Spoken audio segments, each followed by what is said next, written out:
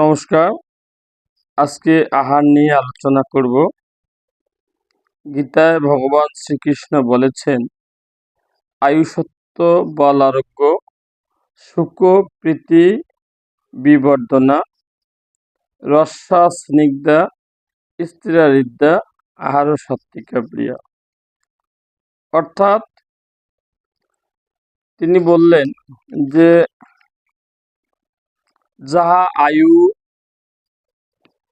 যাহা খেলে আয়ু বৃদ্ধি হয়, উৎসাহ পায় মানুষ, অর্থাৎ তৃপ্তি পায়, আরোগ্য লাভ করে, চিত্তে প্রসন্নতা আসে ও রুচি বর্ধনকারী এবং ষড়শ স্নেহযুক্ত সারবান এবং প্রীতিকার এইরূপ আহার হচ্ছে সাত্ত্বিক ব্যক্তিগণের প্রিয়। তারপর বলা হলো যে কটু অম্ল লবণাক্ত তৃষ্ণ উতৃষ্ণ রুক্ষ বিদ্যাহীনা আহার ও রাজস্ব দুঃখ শোকা ময়প্রদা। অতি কটু, অতি অম্ল, অতি লবণাক্ত, অতি উষ্ণ, তীক্ষ্ণ বিদাহী এবং দুঃখ ও শোক রোগ উৎপাদক আহার রাজস্ব ব্যক্তিগণের প্রিয়। পরের শ্লোকে বলা হলো যে জাত যাজম গত রসম পরিয়ম পুতি পরিয়ম শীতম চজত উচ্ছিষ্টমপি চমেদম ভোজনম তমস প্রিয়। যে খাদ্য বহু পূর্বে রন্ধন করা হয়েছে, অর্থাৎ পাক করা হয়েছে, যাহার রস শুকিয়া গিয়াছে, অর্থাৎ শুষ্ক হইয়াছে, এবং যে খাদ্য দুর্গন্ধ বাসিযুক্ত উচ্ছিষ্ট ও অপবিত্র, তাহা তামস ব্যক্তিগণের প্রিয়। এখানে ব্যক্তি বিশেষে মানুষের রুচি আহারের কথা বলা হয়েছে, গুণ বিশেষে। একজন মানুষের রুচি এবং গুণ বিবেচনা করে সে আহার গ্রহণ করবে। আহার শুদ্ধ শতশুদ্ধ, শতশুদ্ধ ধ্রুবচ্ছেতি, অর্থাৎ ছন্দজ্ঞ উপনিষদে বলা হয়েছে যে আহার শুদ্ধ হইলে চিত্ত শুদ্ধ হয়, আর চিত্ত শুদ্ধ হইলে সেই শুদ্ধ চিত্তে সর্বদা ঈশ্বরের স্মৃতি অব্যাহত থাকে।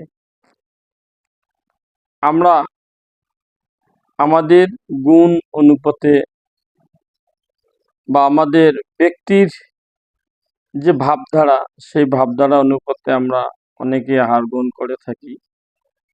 কেউ অতিরিক্ত টক পছন্দ করে, কেউ ঝাল, কেউ মশলা জাতীয় খুব খাদ্য পছন্দ করে, অনেকে কম ঝাল,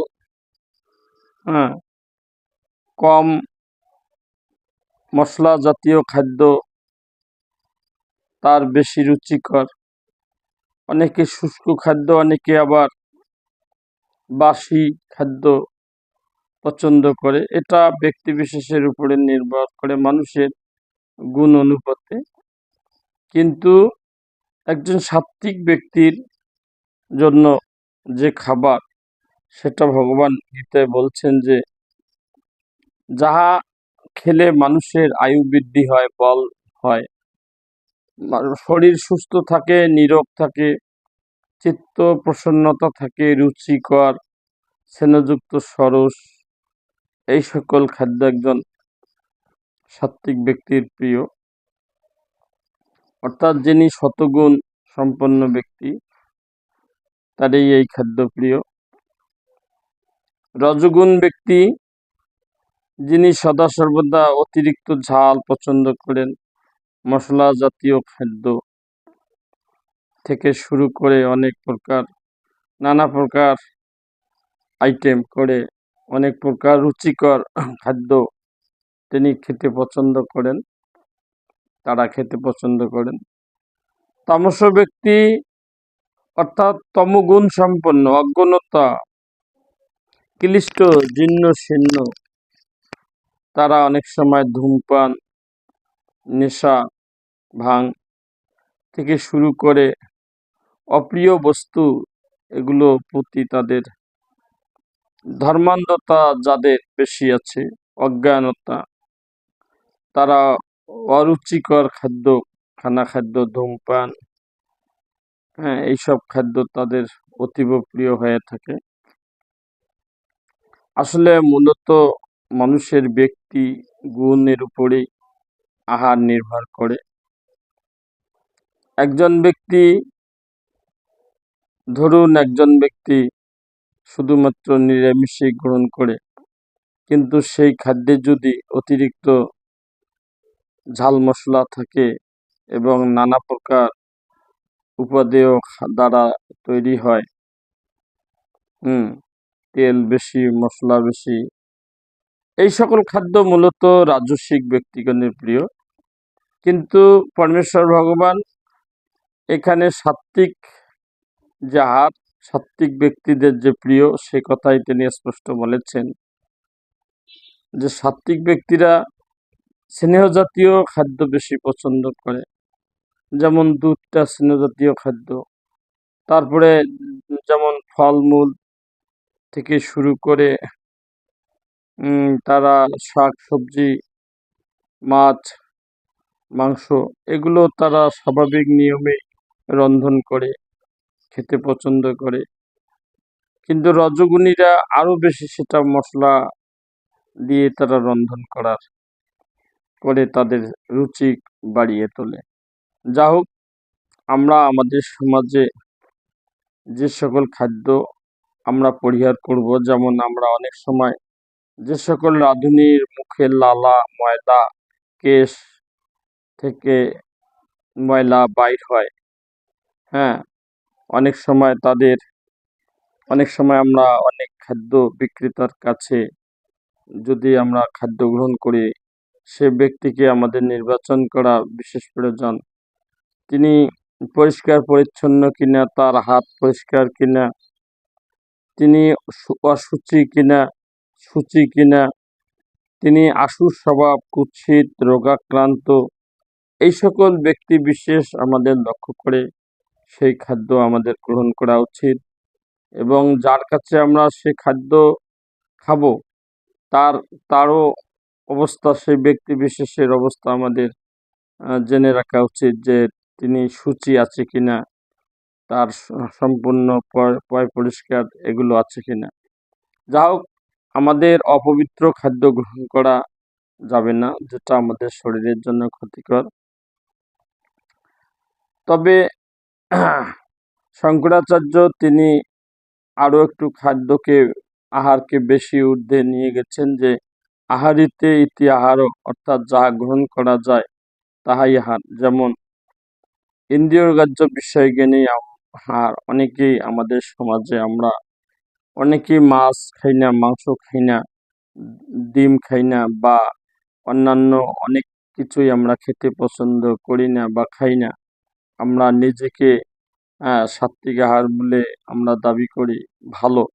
তবে যদি সেই ব্যক্তির ইন্দ্রিয়, যেমন কাম, ক্রোধ, লোভ, মোহ, মদ, মাৎসর্য, হিংসা, দম্ভ, অহংকার থেকে শুরু করে আমাদের 10 ইন্দ্রিয়, চক্ষু, কর্ণ, নাসিকা, ত্বক, জিহ্বা, পাদ, পায়ু, উপস্থ, এই সকল যে সকল ইন্দ্রিয়গ্রাহ্য বিষয়, অর্থাৎ ইন্দ্রিয়গুলো যে কাজে বেশি আসক্তি পরায়ণ হয়, কাম পরায়ণ হয়, এই সকল থেকে যদি আমরা আমাদের ইন্দ্রিয়গুলোকে নিবৃত্ত করতে পারি না, আমরা খাই না কিন্তু আবার মনে মনে সেটার চিন্তা করি, কল্পনা করি, আমরা ভাবনা করি আমাদের ইন্দ্রিয় দ্বারা। যেমন আহার শুদ্ধি অর্থ শুধু রাগ, দ্বেষ, মোহ এগুলোই বিষয় দোষ বর্জিত নয়। এগুলো আমাদের আমাদের এই যে আহারগুলোকে অবশ্যই ইন্দ্রিয়ের সাথে আমাদের যে আম সংযোগ বা আমাদের যে বিষয় ভাবনা এগুলো আমাদের পরিহার করতে হবে। যেমন আজকাল আমাদের সমাজে কিছু কিছু লোক আছে যাহারা আহারের উপর এত বেশি কঠোর নিয়ম বা বাঁধা ধরা নিয়মের অর্থহীন বাঁধা ধরা নিয়ম আমাদের সমাজে প্রচলন করেছেন, যে এই সম্প্রদায়ের থেকে আহারাদির বিচার বিবেচনায় আমাদের অনেকের মধ্যে মতবিভেদ দেখা যায়। তারা তাদের মধ্যে এত গোঁড়ামি যে তাহারা যেন ধর্মটিকে বা আহারটিকে রান্নাঘরের ভিতর পড়িয়াছেন। এইরূপ ধর্মকে আসলে বলা হয়েছে যে খাঁটি জড়বাদ মাত্র, ইহা জ্ঞান নহে, ভক্তিও নহে, কর্মও নহে। স্বামী বিবেকানন্দ তার ভক্তিযোগ গ্রন্থে এই কথাটি তিনি বলেছেন যে আমাদের সমাজে এত বেশি আহারের বাড়াবাড়ি, আসলে আমরা আহার করি শুধুমাত্র বেঁচে থাকার জন্য নয়, আমরা আহারের মধ্য দিয়ে আমাদের জ্ঞান বুদ্ধি বৃদ্ধি থেকে শুরু করে শরীর সুস্থ, মন প্রফুল্লতা সবকিছু মিলে আমরা আহার করি। কিন্তু যদি একজন মানুষের আমিষের প্রয়োজন হয় শরীরে জৈবিক দেহের চাহিদা পূরণের জন্য, সে আহার আমাদের শাস্ত্রে অনেকেই সেটা বাঁধা ধরা নিয়মের মধ্যে ফেলে রেখেছেন। আমরা সেটা গ্রহণ করব কি করব না, আমরা কে গ্রহণ করব। এক এক শ্রেণীর লোক আমিষ আহার গ্রহণ করলে তাদেরকে ধিক্কার জানাচ্ছে, আর এক শ্রেণীর লোক নিরামিষ আহার গ্রহণ করে তাদেরকে বলা হচ্ছে যে যে ছাগল গরু পশু এরাও তো শাকসবজি খায়, হ্যাঁ, এদের সাথে তুলনা করা হচ্ছে। মানে আমাদের সনাতন সমাজে আহার নিয়ে এমন একটা বাড়াবাড়ি শুরু হয়ে গেছে যে আমরা আহারটাকেই যেন ধর্ম হিসেবে ব্যবহার করে আসছি। আসলে ধর্ম মানুষকে ভালোবাসা, ঈশ্বরকে ভালোবাসা, জগৎকে ভালোবাসা। ঈশ্বরে জগতের জীব জগৎকে ভালোবাসার মাধ্যমে আমরা ঈশ্বরের সান্নিধ্য প্রকৃতপক্ষে আমরা পেতে পারি। স্বামী বিবেকানন্দ বলছেন যে জীবে প্রেম করে যেইজন সেইজন সেবিছে ঈশ্বর। হ্যাঁ, গৌরাঙ্গ মহাপ্রভু বলছেন যে জীবে দয়া নামে ঋষি, বৈষ্ণব সেবন ইহা হইতে ধর্ম নাই সনাতন।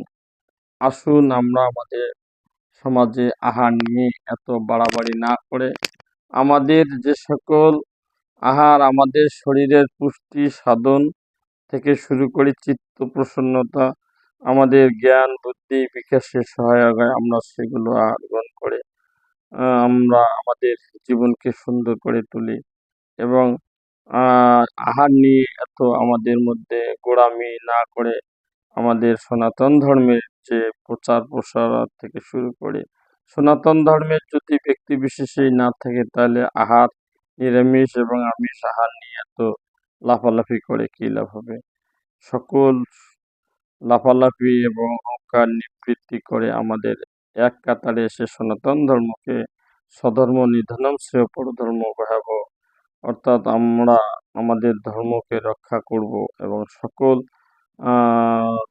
সনাতনীদেরকে আহার বিষয়ে কঠোর না হয়ে সহজলভ্যভাবে জীবনযাপন পরিচালিত করে ঈশ্বরের সেবা করব। নমস্কার সবাইকে।